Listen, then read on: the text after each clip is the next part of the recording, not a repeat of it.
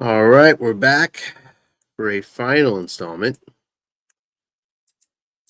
Gonna do a wrap up here and run through.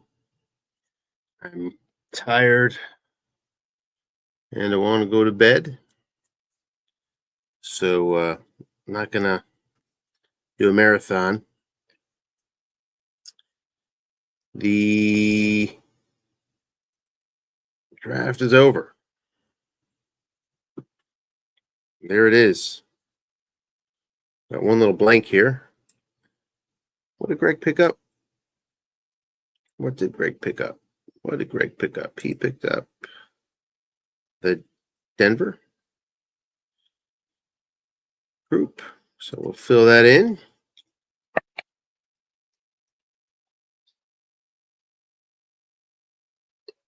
And that would have been 160, 59, 58, 157 for Greg. Right there. And we are complete. So what do we have? Well, we have I'd say we have a pretty defensive league. You know, I mean, looking at it now, I did not have a full appreciation for just how defensive the league is and how important the differentiating offensive assets are. Played a couple halves of scrimmages, which is Tyke versus Butch. And if your offense is going to move the ball, not just against Rochester's D, but I think my offense against other Ds. I mean, no matter which way you're looking, you need rolls. You need good rolls. You know, you need third down, sort of guest right receivers catching balls. You need, avoiding the D-die. Not much room to run, not much room to pass. So those big offensive assets, if they're protected well, mean that you're going to be differentiated from the crowd. They got to come through for you. So I don't regret the San Francisco DB pick. Have to take that. Just have to. And it plays well. It does. Especially paired with, I guess we'll start here with my squad, paired with the nickelback from Detroit. That's really helpful, getting the 6 out in the third receiver or the fourth receiver. And then pairing it as well with the San Diego linebackers, which I came up with in the 8th round, which gave me two 5s and outside linebacker. There's not many pathways to pass. And the pass rush from Washington's ZL is good enough to cause some problems, at least to most offensive lines. Not great, but good enough given all the 5s and 6s back there.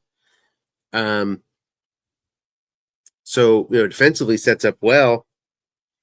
Offensively, it's been really hit or miss for my team so far in these two halves, and just sort of seeing how it's going to flesh out. I can tell you one thing, and this is probably true for a lot of us.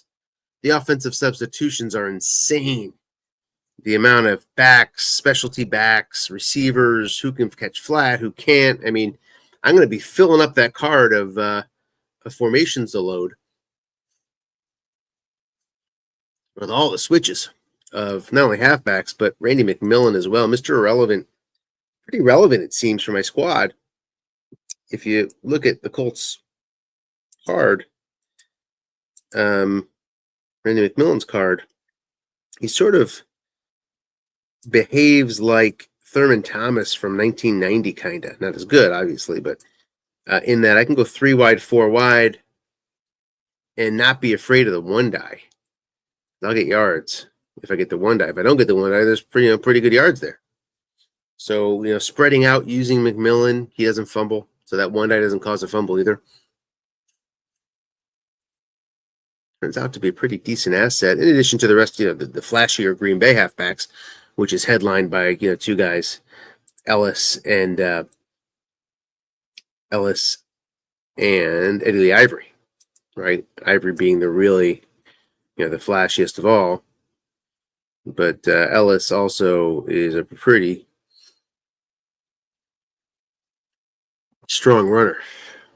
So you go to Ivory to go on second and long to get your short gains.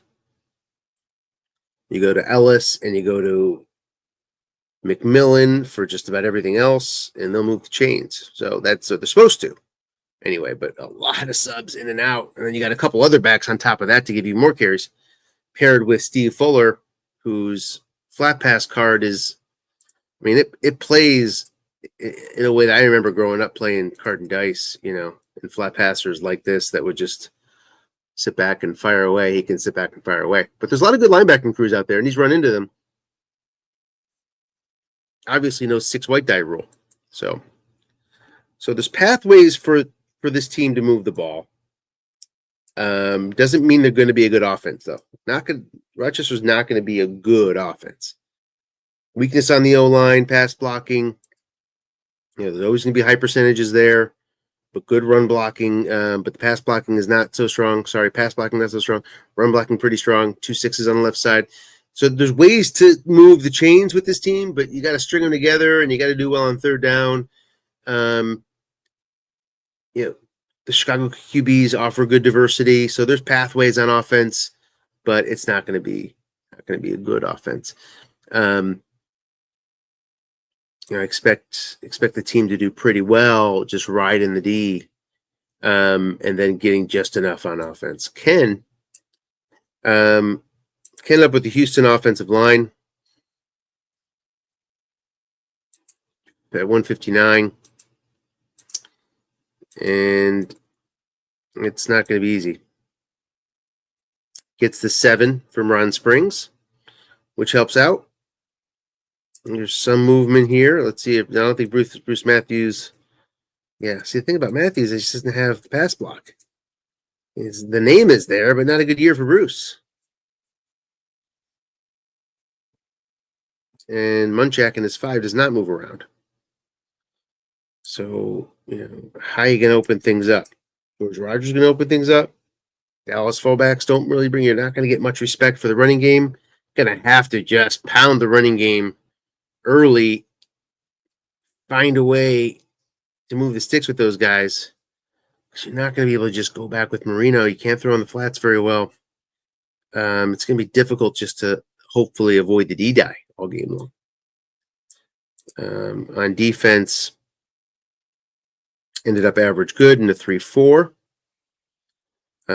So that's good. That's sort of right on par with league average there. So should find the usual success on defense that we'll find throughout the league. And you just got to avoid the D-die and get to Marino's fantastic card. I don't think you're going to see maybe you'll see safety blitzing, but you're going to have Ron Springs to protect from that. So that means you don't have to probably worry too much about that. It's really the D-die that you're going to be focused on and trying to avoid if you can. And if you do, look out, because Marino hits a couple of those a game. That could be enough. 15 points could be enough to win a lot of games. Maybe not. It's not going to be the average winning score for the offense, but 15 is going to win you a bunch, it seems, given the strength of the D. Joe has a good, excellent D. What are his pathways? Well, Danielson, he's just got to avoid the pick there. And otherwise, which, it's just 2 through 4. 2 through 5 is a lot worse in my view. In anybody's view, obviously. But, he's going to be able to do some things with Gary if he can avoid picks. He'll get some long drives going. Doesn't have that McMahon option, though, like Rochester does. And these two teams are going to compare because they're both good, excellent. Both went DBs early. And the offensive line is even, is down toward the bottom. So, and the halfback aren't designed to carry you. So Joe's going to have to be sort of a mastermind on offense. It's possible. There's pathways there. I mean, there's short gains on those Miami halfback cards. There's, Mike Quick can hit a long game, right, wrong, any which way. But then he hits like that. He's going to have some cold spells, though, on offense, no doubt. Got his EXC. We talked about it early on. So that paid off. That wouldn't have paid off. The Rams are the last ones. If Greg would have gone with the Rams, he would have taken away the excellent defense. Didn't do it. Got the excellent, so the plan worked out. If it didn't, and you were stuck with good, and you didn't get these offensive assets that are sitting here, it would have been a really rough draft for Joe. Even still, I would have gone quarterback at this point, knowing what I know now. There's too much of a price to pay for the offensive side of the ball to not to be able to go offense there, and get the Green Bay halfbacks or an offensive line to pair with whatever quarterback you got. Greg, and it got the Denver quarterbacks, which I think is a boon at that point. So Denver went all the way down 13th. Pathways to move the ball offensively are few and far between. It's going to be a theme of this broadcast.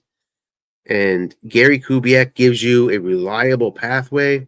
He's not going to turn the ball over. And that means a lot in this set. And when you need the big play, John Elway's your guy. He's not world beater, but he can get you a long game there.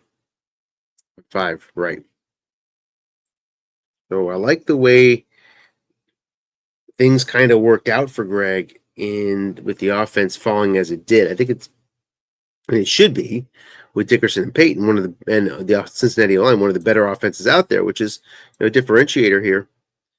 But Denver, getting Denver where he got him, really, really good value, and gives Greg some pretty strong pathways. However, he is an average D, which is the bottom of the barrel. So he might find that others can move the ball on him a bit. Toby with Montana, I think anybody. It turns out the sweet spot is right in here for the draft. I think John took advantage of it better than anybody. I think I love his 2 picks at the top. At least at the top. But all these guys, with the quarterbacks they have, they can do some damage. Now, Toby, however, has that offensive line to worry about.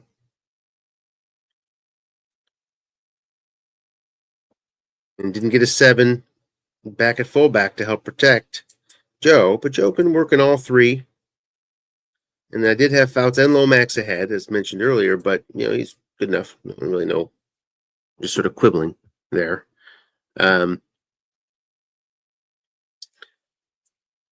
Now, 20 set's a problem. Just not going to get many run calls off Tony D. Maybe those hunting for fumbles might call run every now and then. And the Raider, how those Raider fullbacks can use one to get you somewhere. Let's see. Raiders, Toby. Okay. Kenny King, a couple years past his prime. These are chain movers. They're not short gain getters. So I don't know. Running is going to be difficult. Montana's really on his back with a difficult O-line. Defense, average, good. That set up an offense you're hoping for. Good. Well, I shouldn't say set up an offense. Set up with the running game. The passing game's fine. With good wide receivers as well. Game breakers. Nicholas Fouts paired with Chicago O-line. Chicago O-line is not high-end O-line, but among those out there at the time. Okay. Put that 5. I guess okay. I said I took Washington. I like Washington better. I don't know. It's expensive for that amount of pass block, but has a great dynamic in Fouts and McNeil, right? So where Toby's, Montana and Dorsett, Fouts and McNeil makes a difference in this set. People are going to think about guess and run often. And if they do, Dan Fouts is going to make them pay. So that's a pretty good offensive setup there with average good.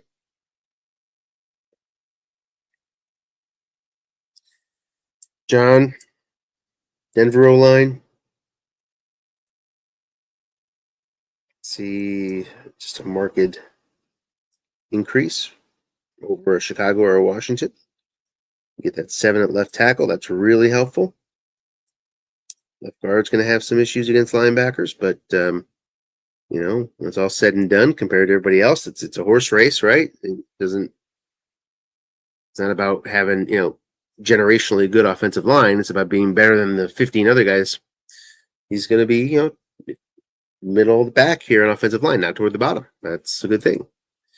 Wendell Tyler, however, he's got to hold on to the ball, and you got some good fullbacks. They're decent fullbacks, I should say, in Minnesota to help sort of deal with that. New England wide receivers aren't much help, and you have an average D. That's an issue. But I'd expect, Lomax to have a pretty good year.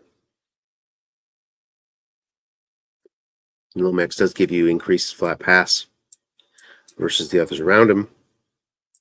Dennis, anybody who takes an offensive line the first round has had an interesting draft. I would say there's probably 6 or 7, half the league, at least, wishes they could go back in time and get Hokie Gajan of New Orleans. And I think Dennis is probably one of them. What pick would you have subbed out? I took him here going this way. Would you have not taken the TVNDL? Well, I don't know. We'd have to look at the pairings to know for sure if even still, would you take a downgrade in defense to get Hokie? Yeah, I think so. At least now after playing a little bit and playing against Hokie, I played a half versus Tyke. Doesn't matter if your defense is good and excellent. You're thinking on Hokie. Okay, so I think he's one of the best assets in the set. So again, half the league would have wished they got them, and I'm sure Dennis is in that group. But put that aside, it's a strong team. Good defense. Going to be able to carry your ways. Miami offensive line is a real differentiator. Give Easton some time.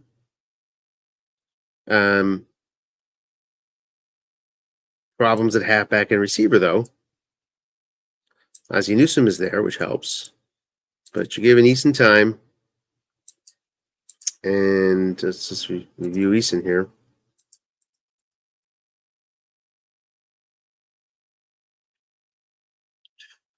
At least short and long. It's pretty effective. And that's what you need when you have the Miami offensive line. I would have liked, as you heard me before, I like to get Sims instead, but it's sort of splitting hairs.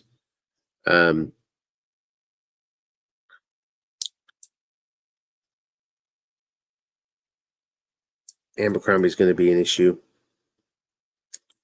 Binders fumbles are going to be an issue. Can you establish a running game? Gonna have to try. Doesn't really have to, though. That's the thing. With Dennis's squad, with that Miami offensive line, you don't have to establish a running game. You can drop back there with less fear than any of us, obviously. So expect this to be a winning team. Good. Willie, there's something to be said, I think, now for the Barkowskis, Dave Craigs, others that have those completions. Lynn Dickey, a lot of picks. Throw a pick, long pass with the defenses that are out there. It's not the end of the world. Your defense can hold them down. Quick 3 and outs, plenty of them. There'll be plenty of punting. Difficult to convert third downs in this set for most of the teams. So I have a little more affection, I think, for this pick here, and pair with the San Francisco line. That's pretty strong. Average on D though. It's okay to price. Doesn't have much running help. Sammy Winder leading the way. But this team could score some points compared to others out there. You could have some high-scoring affairs with Willie's squad. Where do you end up in pass rush? 47, which is second to last, third to last in the league. But everybody's got some, and there's their bad offensive line. So Bob,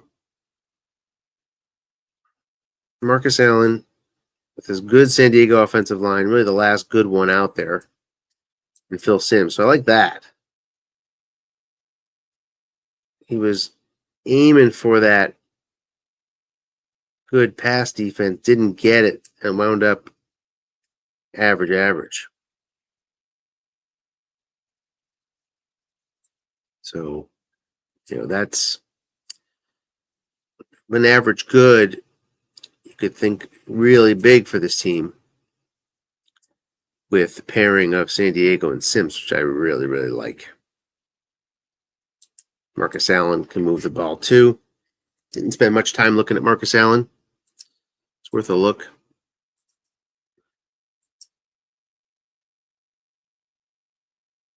Nice off tackle, in particular. Line book. Not great, but off tackle is really where it's at. That 6 guessed right. It's going to upset some defenders every now and then. Defensive coaches. Not a premier back, but a pretty strong one.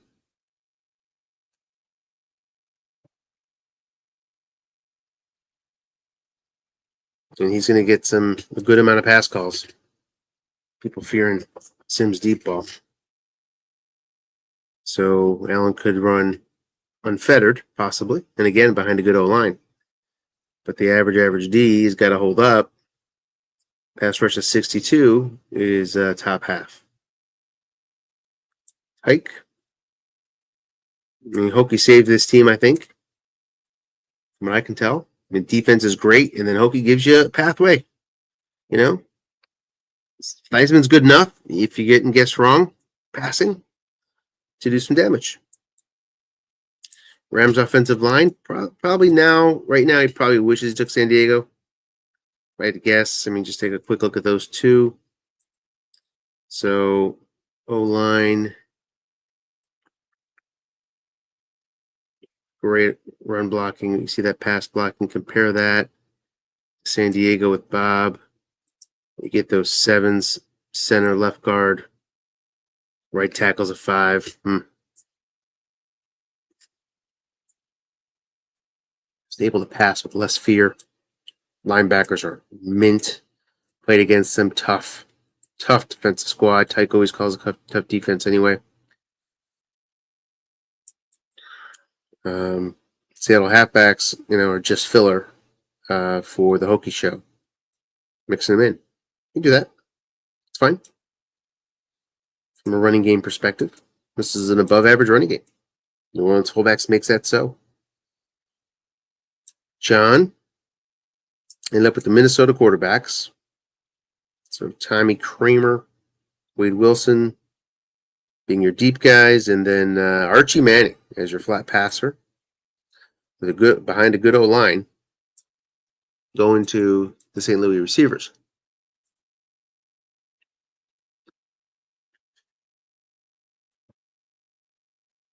With a average good defense.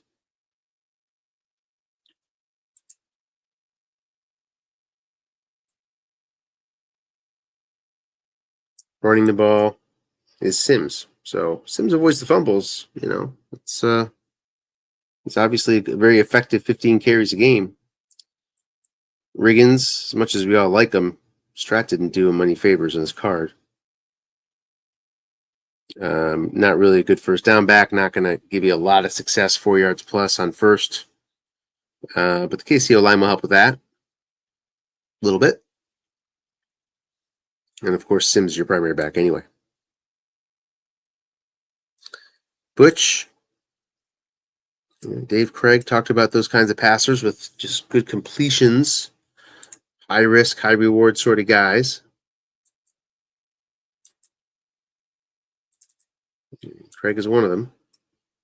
See that? Long gain, plus 31. You also see all those picks. Nice to get the 7 short pass across the board, double teamed.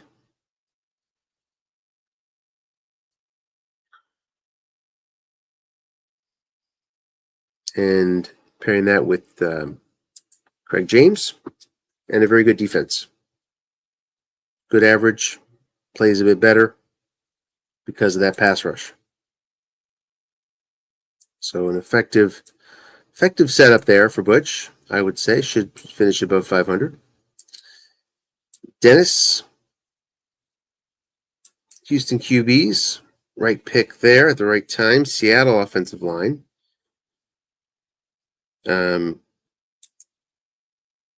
Sort of taken it toward the end of a run.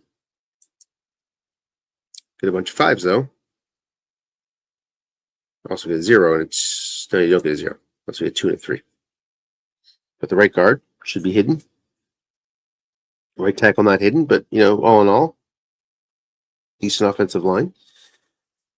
And you just got to be weary of the snap fumbles here from Houston, but you get past that, and you have Greg Bell working. I mean, there's something there offensively. Defense, good average. With not top pass rush, but quite good pass rush. Top 5 pass rush. Good defensive line. KC control things. New Orleans linebackers. I mean, it's going to be tough to move the ball. A lot of these teams, and Dennis is one of those teams. Greg Bell, Houston quarterbacks, good combination. Just got to keep those turnovers at bay. Brian talked about in the shows, was looking for good pass defense, didn't get it. So he ends up good average in a 3-4. You'd want more offense for good average. Cincinnati quarterbacks piecing them together. Flat passing of Kenny Anderson, deep ball of, and low turnovers of Kenny Anderson, deep ball of Boomer. James Wilder, though,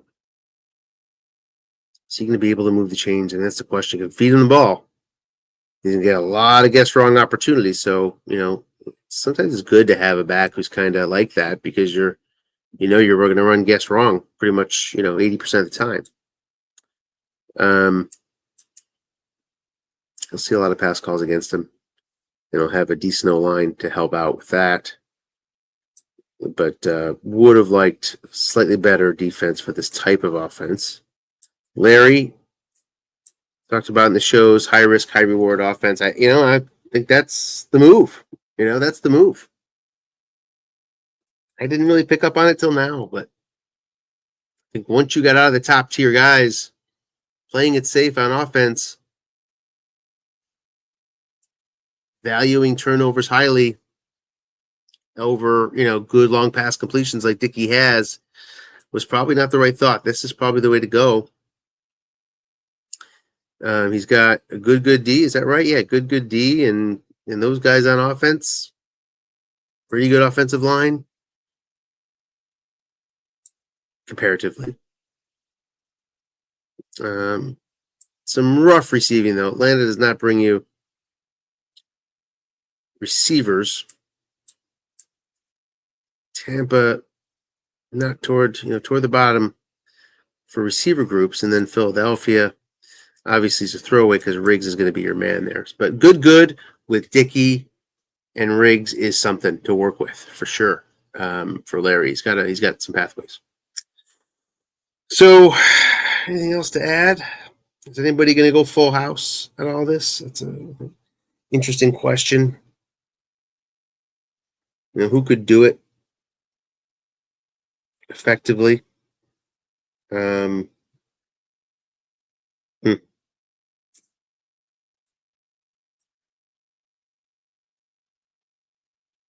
like to have a good long pass if you do, because you're guaranteed one man in zone back there. Everything else gets bumped up a man.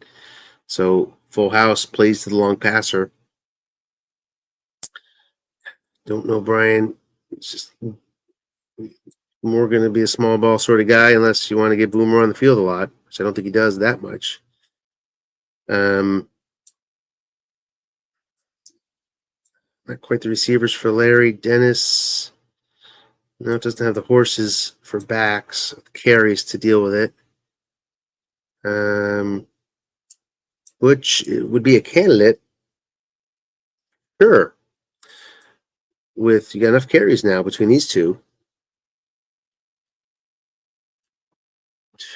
Not ideal from a receiver perspective. Matched up with the more long pass centric receiving core, but they're not that. Possible. We'll be interested to see if anybody goes that route. I'm not going to run through all 16 on that basis. So we're going to wrap it up there. I'm tired. Done a lot of streams here. Hope you liked them. A lot of opinions, a lot of words over many hours. Bound to get a lot of them wrong. When you say that much. You're not going to see me get in the prediction business. There's strengths and weaknesses in all these teams. I mean, I don't think anybody should just default to Joe, and to me, say, oh, good, excellent. That gives you a, head start toward a championship. You got to score points, guys. That's the name of the game. And I think Joe and I are both going to struggle a bit on offense. So, who can find that right balance is going to be your winner. Yeah, there's an edge there if we can find a way to score to rely on that defense, but it's not the whole story here, not even close to it. I mean, these good quarterbacks, especially right in this group here, that's where you had a lot of opportunity. It's sort of offense that Joe and I can only dream of. You got Willie and Larry and Butch with these high risk, high reward quarterbacks. Well, if it just tips one way, then they're going to be in business. So we'll see. Thanks for watching. We'll look forward to the season. Have a good one, everybody. Big opening for Tony Dorsett. Look out, he's got great speed. 99 yards and a half. Dorsett down the sideline. Stays in bounds. Can you believe that?